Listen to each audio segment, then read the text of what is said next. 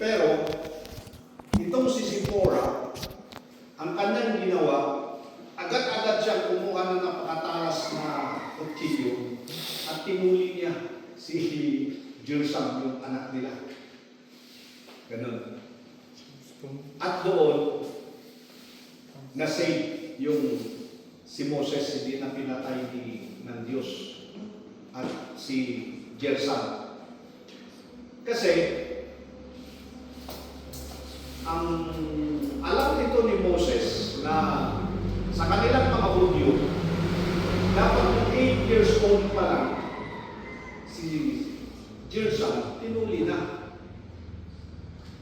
Pero, ewan ko kung anong pinaggagawa ni Moses hanggang sa time na dumating na gagamitin ng Diyos si Moses. Ito pa ang isang bagay na hindi dapat nilang suwayin. No? Kasi usapan yan. Pag natuli ka, yan ang nagpapakita na ikaw ay tao ng Diyos. Sa mga Hudyo, Kaya, ewan ko kung anong ginawa niya. Pinabayaan niya yun ngayon na kautusan. Kaya ang gumawa na lang si Zipporah dahil hindi na parang doon ay hindi na qualified si Moses. Dapat nag-isip si Moses na ako'y pupunta sa Israel. Tatawagin ko ng mga Israelites. Akong magsasabi sa kanila, sundan natin ang Diyos. Pero ang pamilya ko hindi ginawa. Yun. Isa akong sumuway sa pinaka-kautusan dito, yung circumcision. Ganun. Kaya muntik na si Moses doon. Now, ang aral natin dito,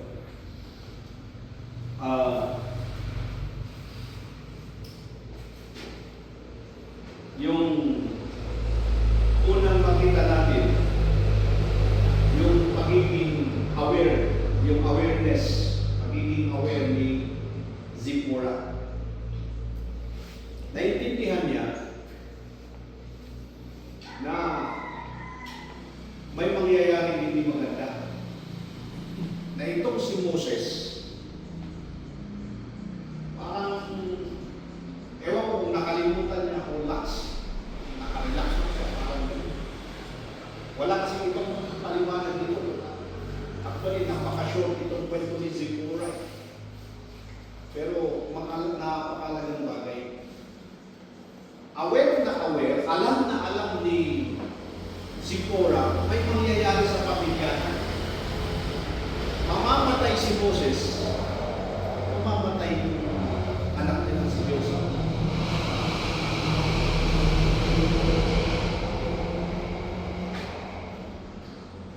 Anong masasabi ko kay Moses yan?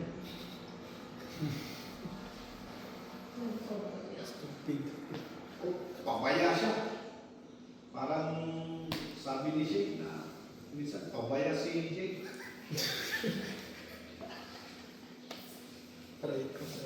Pero ito ang maganda. Mayroong kakampi dito si Shane. Nandyan si Zipporah. Kung hindi kay Zipporah, patay si... Kung hindi kay Shane, patay si Jake. Hindi.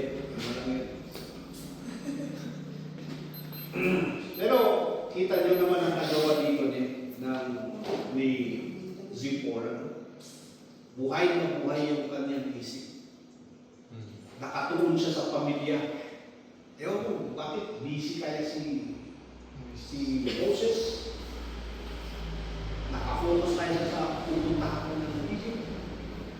Pero nakaligtan niya na mayroong isang bagay na hindi ko natupad o kaya sinulog sa Diyos na kanyang command o kaya utusan, disobedient. Ang ginawa nitong si Zipporah ay hindi siya nagpanik, no? Gaya ng kwento kanina, dahil nakita niya na delikado si Moses,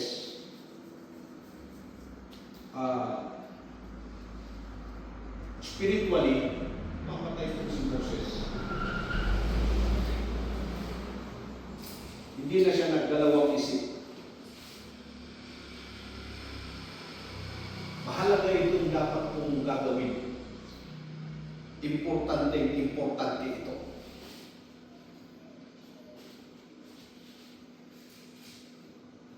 Gumagana yung kanyang awareness. Yung vibration niya. Yung pakiramdam niya, lakas na ramdaman na yun. Na yung lalaki ay naging manhid.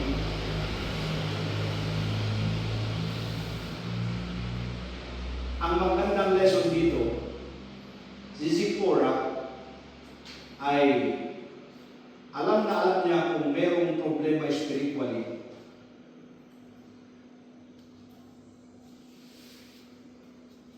Hindi lang araw-araw, kundi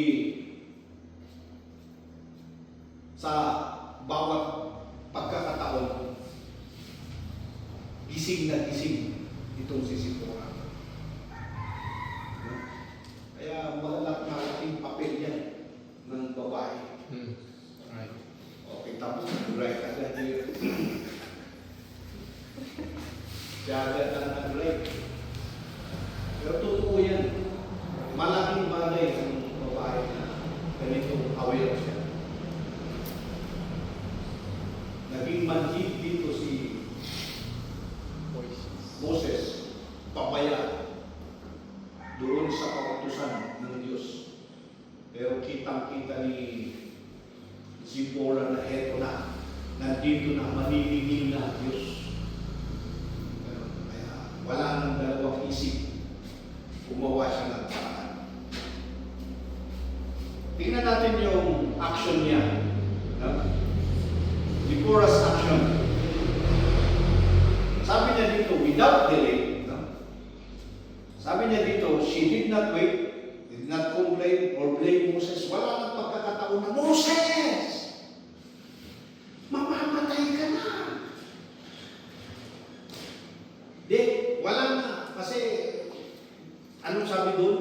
And God confronted Moses. At ano? And plano ng Diyos na papatay. Bakit alam niyo, ramdam yun ni Zipporah na hindi alam ni Moses na siya ay mamamatay that time. Pero ito, yung action ni Zipporah, agad-agad, without delay, kailangan, ilang saglit lang, mamamatay yung iba. Kaya, parang kidlat, umilos agad. Kinuha niya yung sharp knife, alam niya kung saan yung sharp knife, na lalaki lang dapat ang nakakalam doon siguro, kung ako ka mga kutsilyo. Hindi pinapakialaman ni Mrs. Ang alam niya lang na kutsilyo, yung nasa kitchen. Eto siya, umilos agad. Kinuha niya yung kutsilyo, pumunta. Hindi ito gawain ng babae. Kaya sinabi niya doon, yung salita na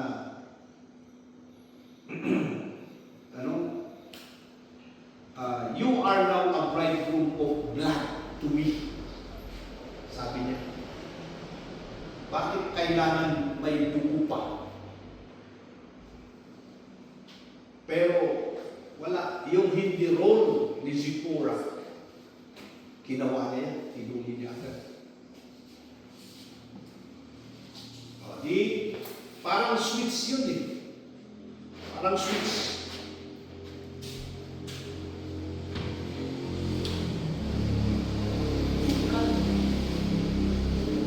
Patay sana.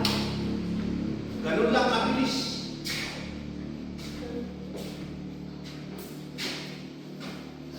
Na-spare yung family.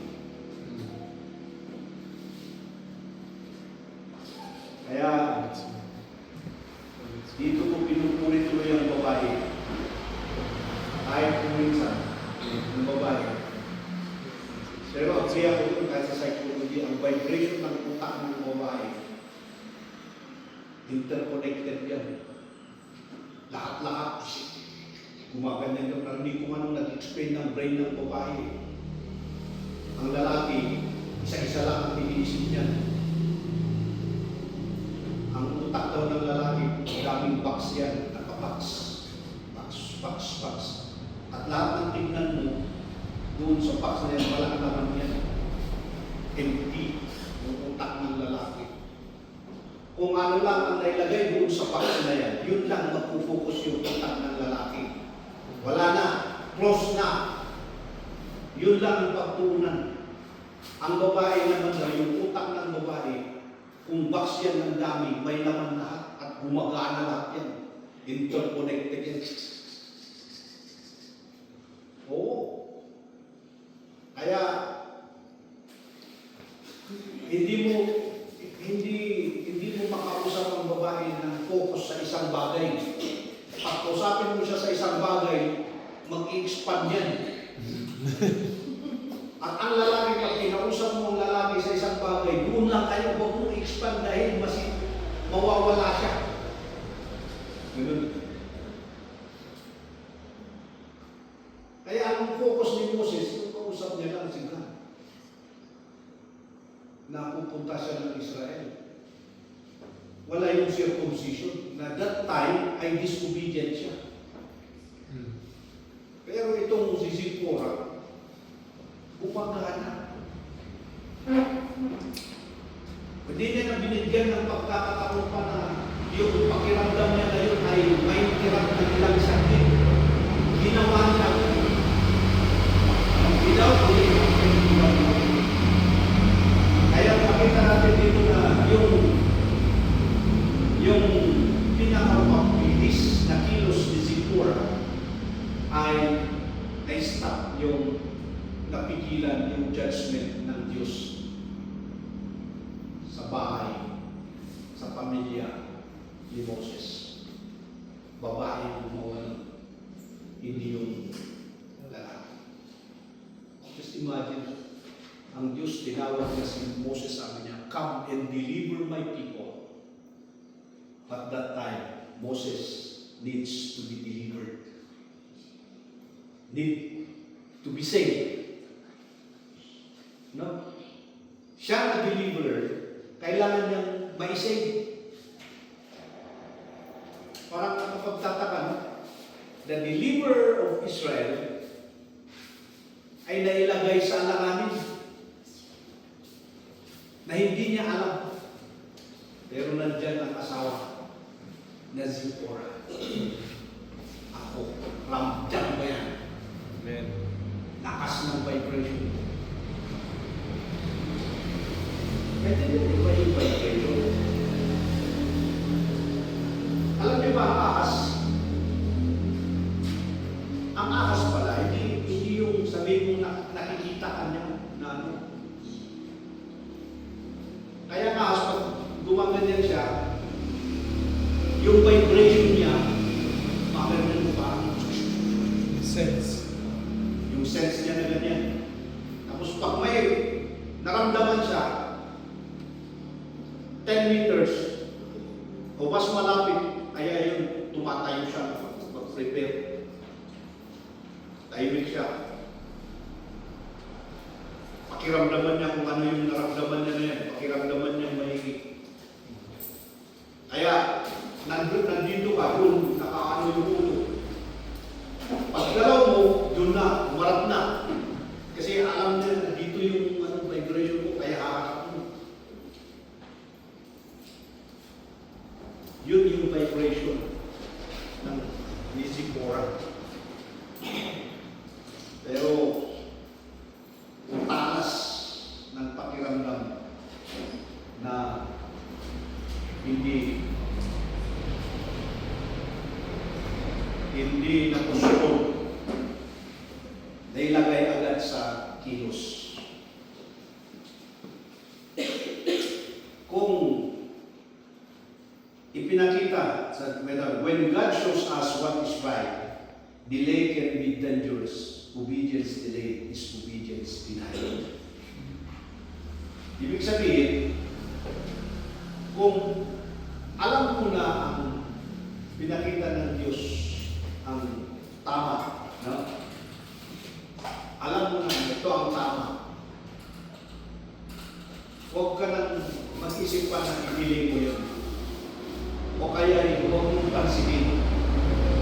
Kasi kung hindi pinansin ni Sintura, yung iramdam niya na yan, may nawala sa kanya na kanyang mahal sa buhay.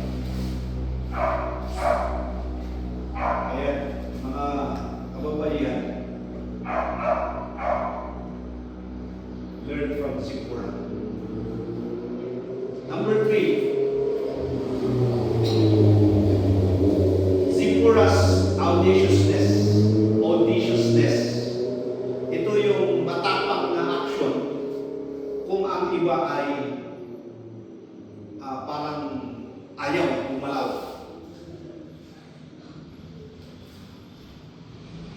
Mga babae, yan, nakita ko yan na galing ng babae. Kaya po ako na! Yan, oo. Kaya kung ginawa niya yung mali-mali, kung minsan, ako din, dito ako nagano kung paganahin mo yung utak mo, saka mo lang maisip na, kasalanan mo kung mali-mali, dahil hindi niya trabaho yan. Ba't niya trinabaho? Kung ikaw sana, di mas magandang outcome. Gaya yan, ewan ko kung anong ginawa niya nagpuli kay Jirsa, kung pinutol niya sa yung skin o iniwan niya lang na gano'n.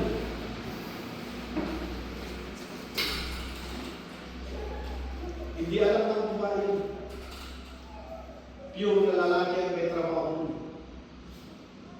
Pero dahil nandyan na ang nakaambang mangyayari sa paano niya sa buhay, hindi siya nagdalawang isip. With boldness, ako na ang gagawa. Yan. Kasi, patay yung boses na ito. Kung nakikita ninyo na ganyan, sorry po. Ang mga kasama nyo sa buhay, pasensya na lang. At kung inunahan ka naman ng babae, huwag mahigit yung ego mo. Yan. Okay? Huwag mo talaga sa babae pala yan.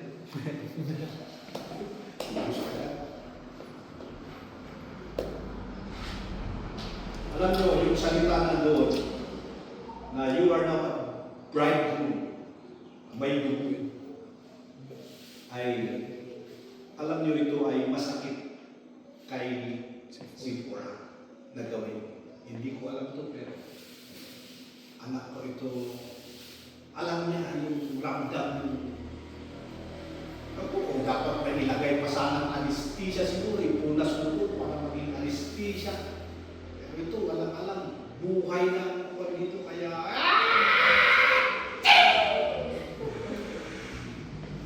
sumigaw siguro yung anak.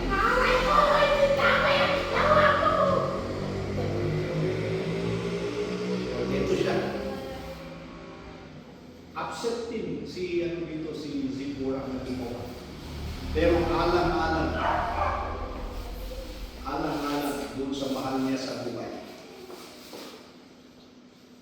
Kaya kung minsan, alam niyo ang pagsunod, dito ang picture. Picture na ng ginawa niya, you are not bright. May dugo. Ito ay pagpapakita na kung minsan ang pagsunod. Pagsunod ay may kasamang dugo at takot. Grabe yung in-overcome yung ni Zippora. Hindi niya pero hindi niya kabisado, hindi niya alam. Parang siguro ito na yung sa pilitan na. Wala nang ibang gagawa, ako na lang. Siguro that time busy nag-uusap si Moses at ang Diyos. At ilang saglit lang mamamatay. Kaya wala dapat masayang na oras. Hindi umupo doon si Pura at nag-enjoy na makinig. Ano kasi usap niya? Di, wala enjoyment doon. Ang nakita niya doon, di ba dapat sana sisip ko sa mga, usap mo, Diyos, ano? Bakit ganun? Gusto kong makita, bakit wala? Hindi nag-intriga ang ano niya, kundi, ano yun, nakita niya doon. Delikado na ito. Yun ang nakita niya. Kailangan ko ng kumilos. Grabe na dito ng babae, no? Si Pura. Ang pinili niya doon, yung gusto ng Diyos. Matupad yung kautusan ng Diyos. Siya na ang tumapel sa pagiging obedience. Kahit hirap para sa pagiging pagkababae. Alam nyo, ang lesson doon sa mga sa atin, ang kung minsan to obey God, pagsunod sa Diyos ay hindi comfortable. O hindi comfortable. Pero hindi ibig sabihin na kahit hindi ka comfortable ay hindi tama. Tama pa rin yan. Yun ang makuhang aral kay Zipporah. Hindi siya masaya dun sa gagawin niya. Pero obedience yun.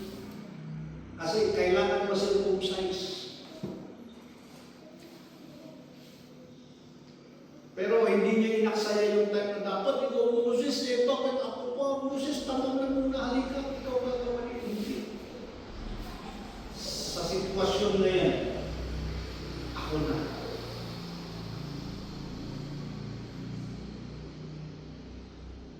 Hindi siya komportable. Pero ginawa niya yung tama. Hindi komportable na pagsunod. Hindi masaya na pagsunod. Kaya ito yung sample na kailangan pag-obedience masaya ka. Ang mas magsigaw naman. Kailangan masaya tayo. Kaya minsan, di ba, grupo na ganyan, pilit na pilit yung saya, tawa nila kasi nasa church sila. Dito tayo, to-obey ka. Hindi pwede ba? Minsan dito, yung mga sitwasyon na gaya ni Jesus, ang pag-obey niya sa kagustuhan ng amang mamatay sa krus ay hindi masaya yun. Kamatayan yun.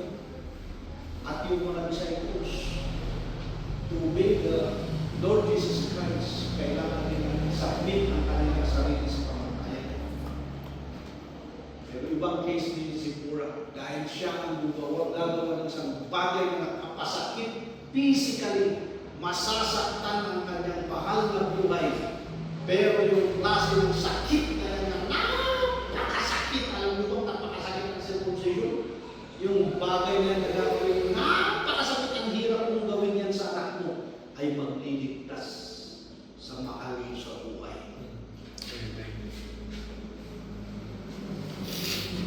Grabe. Zipporah yan. Ito ang gusto kong i-dagdag sa ituro ko sa Afiana sa 27 doon sa couples night nila. Ngayon, number 4, Zipporah's achievement. Ano ang na-achieve ni Zipporah dahil sa kanyang action? Number 1, buhay si Moses. Buhay si Moses. Pangalawa, ang kanyang buong pamilya. Ang anak doon. At pangatlo, nagpatuloy yung mission. What is the mission there? Punta ka, ilabas mo ang mga tao. Muntik doon na time na disqualified sila. Pero may pagpatuloy. Napakagandang papel dito, pinapel ng babae na to. Kung minsan dito sa church, yan natin sa application. Kung nakita ninyo na patay-patay ang lalaki, ang usapan dito ay pagsunod sa mga spiritual na bagay. Huwag mo kayong magiging formal. Na, kailangan yung lalaki na, paano kung Moses? Ganun. Ako natuto na rin ako mula doon. Bigyan ka ng ano ganito. Sabi ko, hindi na kailangan ganito. Pero kung gusto mo, sige, bahala kayo. Ganun na. Kasi mahirap naman na kung minsan palibas sa babae ka lang, ilimit mo yung babae. Hindi.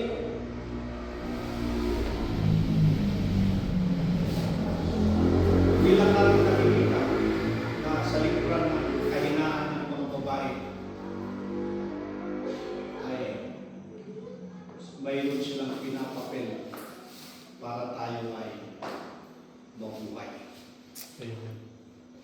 Hindi palibasa sabihin mong ikaw nagtatrabaho, nagbibigay ka ng sustento. Pero kita niyo itong klase ng pagmamahal, no? Ni Zipporah. Laki-laki. A godly woman can become a spiritual shield for her home. One obedient decision can save a family. That is the lesson. Ang isang godly na babae ay pwedeng maging spiritual shield, panangga sa kanyang bahay. Isang pagsunod lang ay pwedeng maligtas ang buong pamilya. Kaya pa, mga babae, maraming may mga mahalaga kayong papel sa pamilya. Hindi kayo dapat ang maging sagawan sa kaligtasan ng pamilya, kundi kayo ang Zipporah sa pamilya. Kaya ang marami kayong natutunan. Alam natin sa salita ng Diyos. Yan ang paggagamitan. Ilan ang Zipporah sa kanilang pamilya. Huwag nyo kaya estimate ang pagkababae mo. Salvation ang usapan.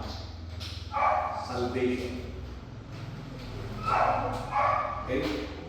And number 5, Zipporah.